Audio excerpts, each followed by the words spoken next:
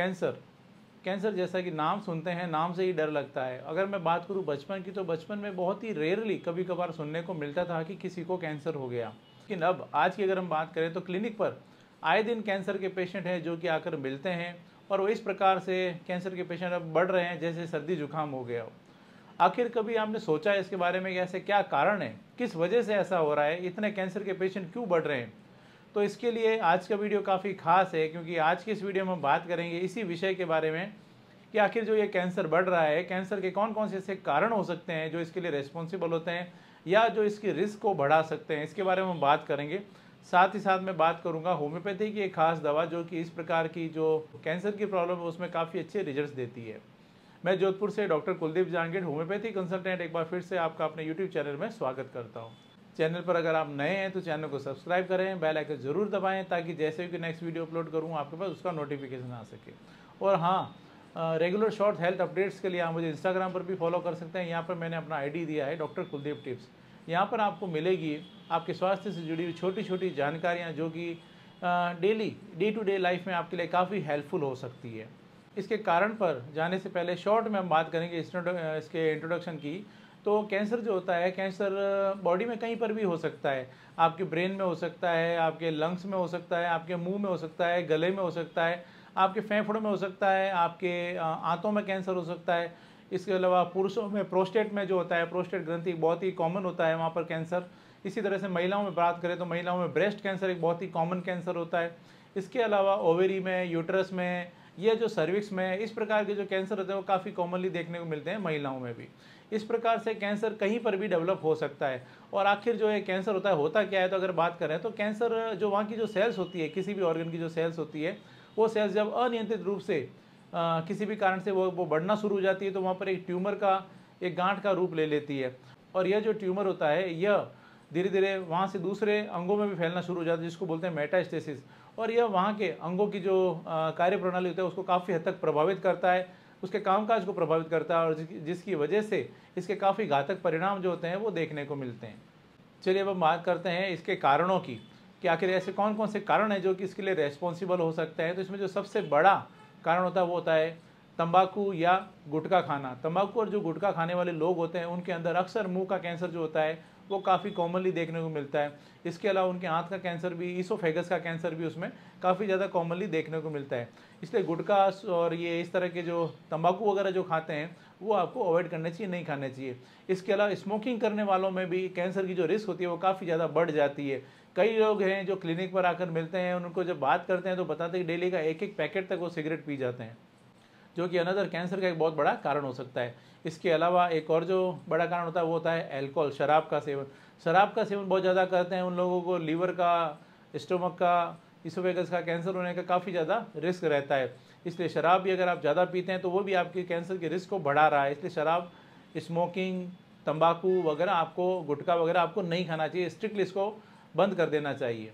और अगर आप पैकेट भी उठा के देखेंगे तो आपको उस पर साफ लिखा होता है तंबाकू स्वास्थ्य के लिए हानिकारक है, फिर भी लोग पैसे देकर उस चीज़ को खरीदते हैं, उसको खाते हैं। इसके बाद में एक जो बहुत ही बड़ा कारण देखने को मिलता है वो होता है अनुवांशिक।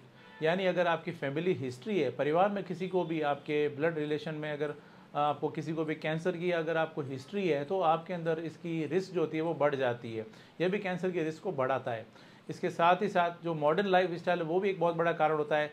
मॉडर्न लाइफ स्टाइल में बात करें तो इसमें जो बहुत ज़्यादा सेडेंट्री लाइफ स्टाइल हो गया, ज़्यादा फिजिकल एक्टिविटी नहीं करते हैं, वज़न लगातार बढ़ता चला जा रहा है।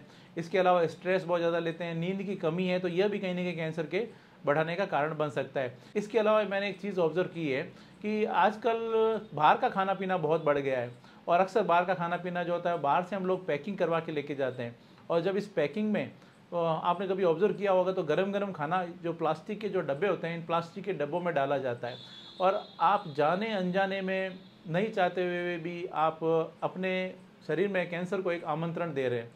आपका इस प्रकार का जो प्लास्टिक का बहुत ज़्यादा जो यूज़ हो रहा है, ख़ास तौर से गर्म खाने में जो पैकिंग में जो यूज़ कर रहे हैं वो बहुत ही घातक है आपके लिए। इसके अलावा जो नॉन स्टिक कुकवेयर होते हैं वह भी कहीं ना कहीं इस प्रकार के कैंसर को फैलने का कारण बन सकता है। इसलिए आपको बेटर रहता है अच्छी क्वालिटी का आप जो स्टील होता है, स्टील आप बर्तन, स्टील के बर्तन जो होते हैं वो काम में लें, या माटी के बर्तन काम में लें, तो वो आपके लिए इसमें काफ़ी फ़ायदेमंद होता है, कैंसर के रिस्क को कम करने में आपकी मदद कर सकता है। इसके अलावा जो रेडिएशंस और जो पॉल्यूशन है वो भी कहीं ना कहीं इसका एक बहुत बड़ा कारण है, क्योंकि आज के समय में रेडिएशंस का खतरा बहुत ज़्यादा बढ़ गया है। बहुत ज़्यादा मोबाइल का यूज़ होने लग गया है। कहीं ना कहीं जो ये मोबाइल टावर्स वगैरह लगते हैं, ये कहीं ना कहीं आपके जो सराउंडिंग में जो रेडिएशन को बढ़ा रहे हैं, और यह जो रेडिएशन होती है यह इस प्रकार के कैंसर के खतरे का कारण बन सकता है।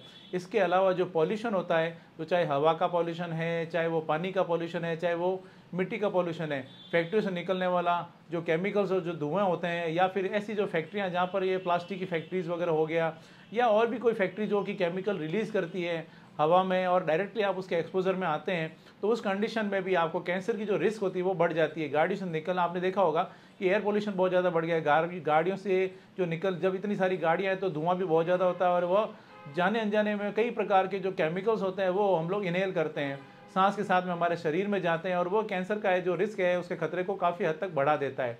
यह भी एक बहुत बड़ा कारण है।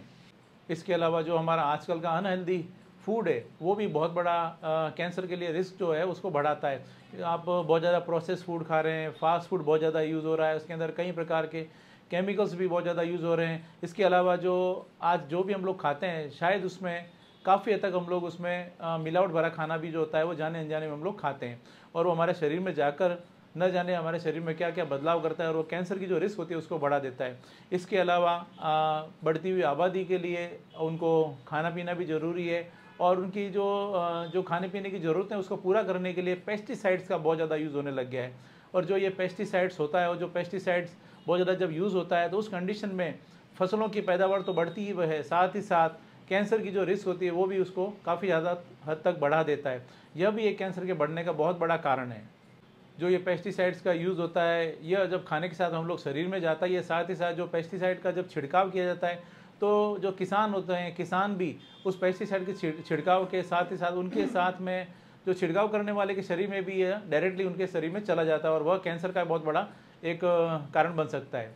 इसके अलावा जिन लोगों को लगातार धूप में लंबे समय तक काम पड़ता है, काम करना होता है, उन लोगों को स्किन कैंसर का जो खतरा होता है वो बढ़ जाता है। साथ ही साथ कुछ बैक्टीरियल और वायरल इन्फेक्शन होता है वो भी कैंसर के रिस्क को बढ़ाते हैं, जैसे हेपेटाइटिस बी, हेपेटाइटिस सी। इसके अलावा HPV इन्फेक्शन और H. पाइलोरी का जो बैक्टीरियल इन्फेक्शन जो होता है वह भी काफ़ी हद तक आपके कैंसर के रिस्क को बढ़ा सकता है। इस प्रकार से आप देख सकते हैं कि कैंसर के कौन कौन से ऐसे बड़े कारण होते हैं जो कि आप अपनी रूटीन में, डे टू डे लाइफ में आपको भी इसका एक्सपोजर हो रहा है, और काफ़ी हद तक आप अवेयर रहकर कुछ चीज़ों को आप टाल कर आप अपने आप को कैंसर के खतरे को आप कम कर सकते हैं, उसके रिस्क को कम कर सकते हैं। इसके साथ ही साथ अगर हम बात करें एक होम्योपैथी मेडिसिन की, जो होम्योपैथी मेडिसिन है वो एक उसका नाम है कार्सिनोसिन 200। कार्सिनोसिन 200 जो होती है वो इस प्रकार की कंडीशन होती है, उसमें बहुत अच्छा काम करती है। कैंसर पेशेंट्स में कार्सिनोसिन 200 पेशेंट जो मेडिसिन है वो मैं काफ़ी ज़्यादा यूज़ करता हूँ। कार्सिनोसिन 200 के साथ में कई ऐसी और होम्योपैथी मेडिसिन है जो कि पेशेंट की कंडीशन के अकॉर्डिंग, उनके सिम्टम के अकॉर्डिंग, कौन से जगह का कैंसर है उसके साथ में देने से काफ़ी अच्छे रिजल्ट, काफ़ी लाभ जो है वो देखने को मिलते हैं। यदि आप भी इस प्रकार की प्रॉब्लम से आप फेस कर रहे हैं, होम्योपैथी लेना चाहते हैं, तो आप क्लिनिक पर आकर मिल सकते हैं या ऑनलाइन कंसल्ट कर सकते हैं। और उसके अलावा यहाँ पर मैंने जो भी कारण बताए हैं, इन कारण को देखकर उनको थोड़ा सा अपनी समझ से जो चीज़ आपके कंट्रोल में है, एटलीस्ट जैसे गुटखा, बीड़ी, शराब का सेवन या तंबाकू वगैरह, जर्दा वगैरह आप खाते हैं तो आप उससे दूर रहें, हेल्दी लाइफस्टाइल अपनाएं, खान पान में आप थोड़ा सा ध्यान रखें, बदलाव करें। उसके अलावा फिजिकल एक्टिविटी करें, हो सके तो अपने आप को पेस्टिसाइड से, केमिकल एक्सपोजर से, पॉल्यूशन से बचाने की कोशिश करें। इन सब बातों का अगर आप ध्यान रखते हैं, प्लास्टिक का यूज़ अगर आप नहीं करते हैं, तो आप अपने आप को इस प्रकार की प्रॉब्लम से काफ़ी हद तक आप बचा सकते हैं। दोस्तों, ये एक छोटी सी जानकारी थी जो आज मैंने आपके साथ में शेयर की। मैं उम्मीद करता हूँ आज मैंने आपके साथ में जो जानकारी शेयर की आपको ये पसंद आई है, आपके लिए फ़ायदेमंद साबित होगी। इसी तरह मेरे साथ जुड़े रहें, चैनल को सब्सक्राइब करें, बेल आइकन जरूर दबाएं ताकि जैसे ही नेक्स्ट वीडियो अपलोड करूँ आपके पास उसका नोटिफिकेशन आ सके। Thank you.